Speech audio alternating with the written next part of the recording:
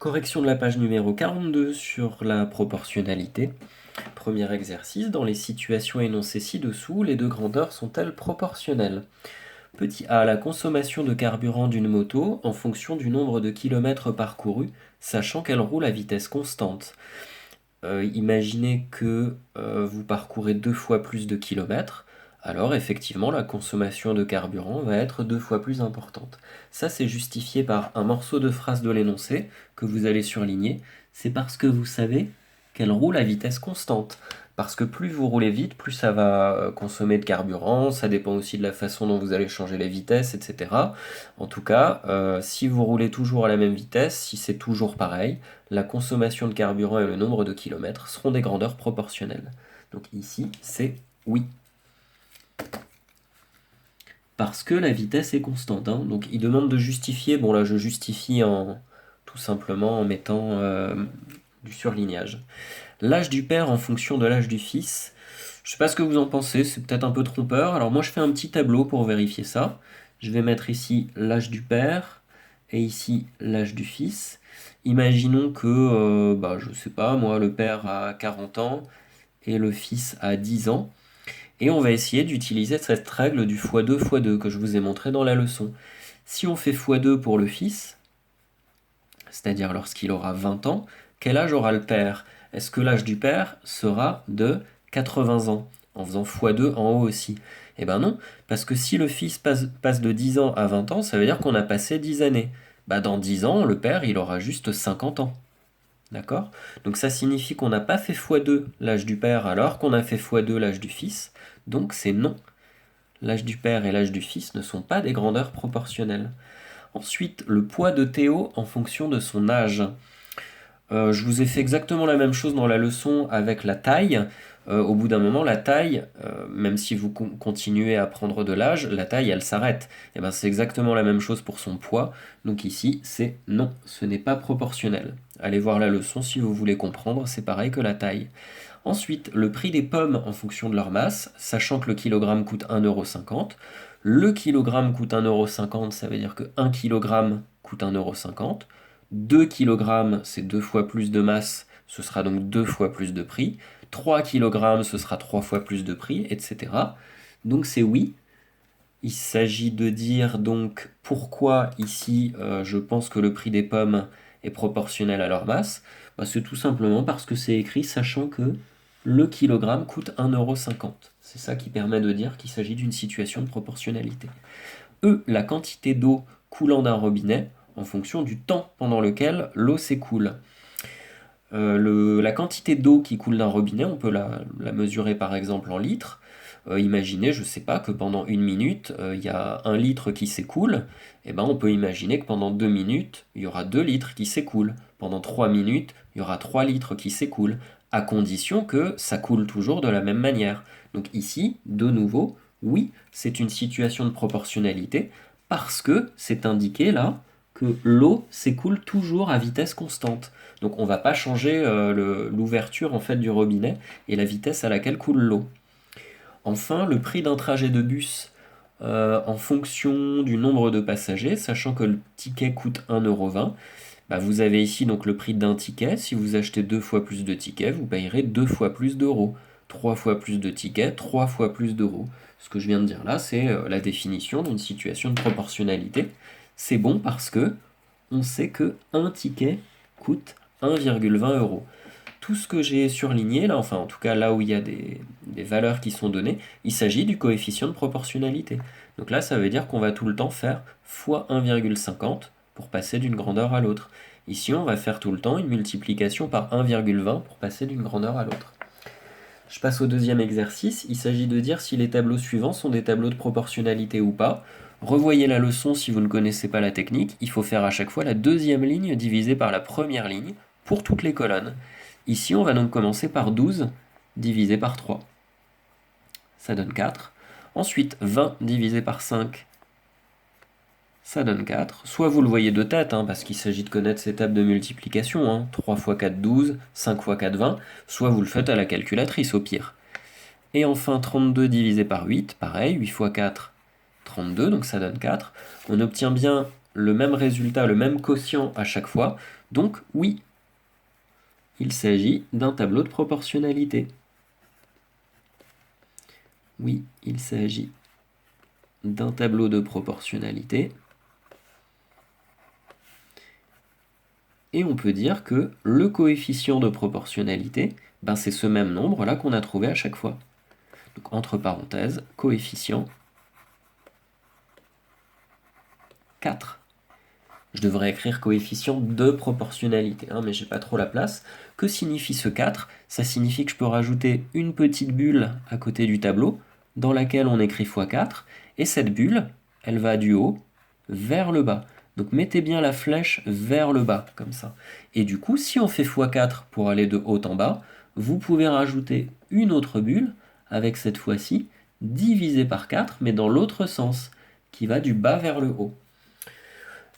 Deuxième tableau, on fait la même chose. Deuxième ligne divisée par première ligne, 4,5 divisé par 1,5, ça fait 3.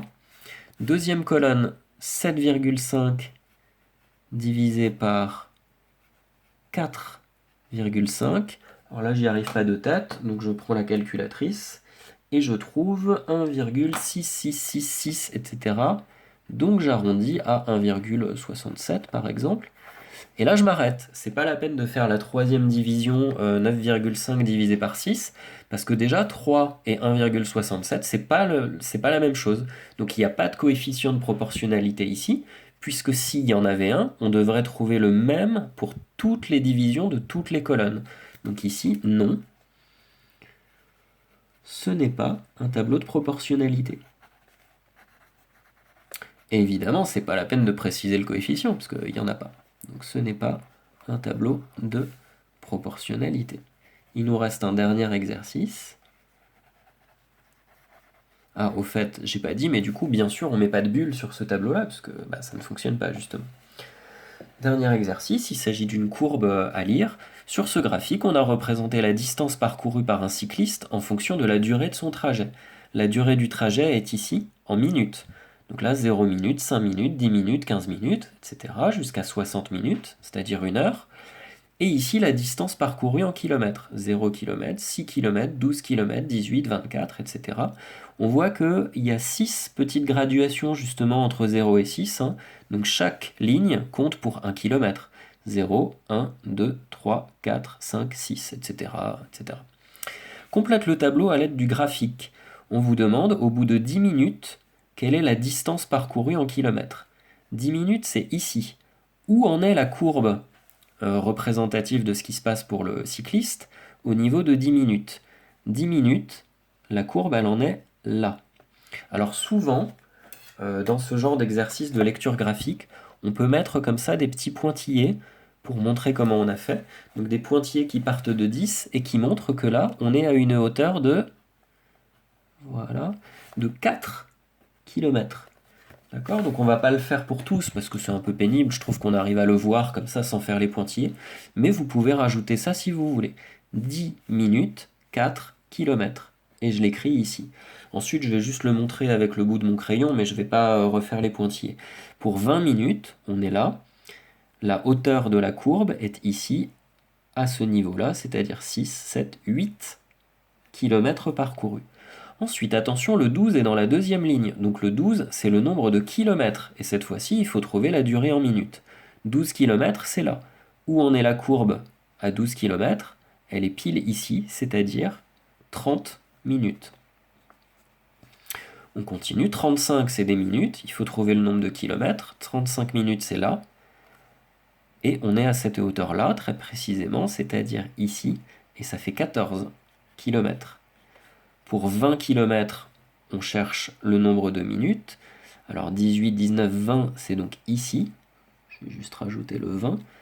Je cherche à quel endroit ça croise la courbe, très exactement ici. Et on est donc à 50 minutes. Continuons pour voir ce qui se passe au niveau du 22. 20, 21, 22, c'est ici.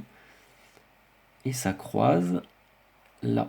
Et là, on est au niveau de 55 minutes. Et enfin, pour 60 minutes, ça c'est facile à lire, hein, c'est vraiment la dernière ligne verticale, ça croise très exactement en haut à droite du graphique, c'est-à-dire au niveau de 24 km. On vous demande maintenant si ce tableau représente ou pas une situation de proportionnalité. C'est-à-dire que c'est exactement la même chose que ce qu'on a fait au-dessus dans des tableaux plus petits. Ce tableau-là, il est plus grand, hein. Donc pour savoir si c'est un tableau de proportionnalité, bah tant pis, il faut faire toutes les colonnes et vérifier qu'on a bien la même chose à chaque fois. En faisant toujours la deuxième ligne divisée par la première ligne. 4 divisé par 10, c'est 0,4. Et on continue. 8 divisé par 20, c'est 0,4. 12 divisé par 30, 0,4. Tout ça, vous pouvez le faire à la calculatrice, hein. 14 divisé par 35, c'est 0,4. J'en suis où 20 divisé par 50, c'est 0,4. 22 divisé par 55, c'est 0,4. Et enfin, 24 divisé par 60, c'est 0,4. Et puisqu'on trouve systématiquement le même résultat pour tout, enfin le même quotient pour toutes les divisions qu'on est en train d'effectuer, donc ce tableau représente-t-il une situation de proportionnalité? Oui, c'est un tableau de proportionnalité.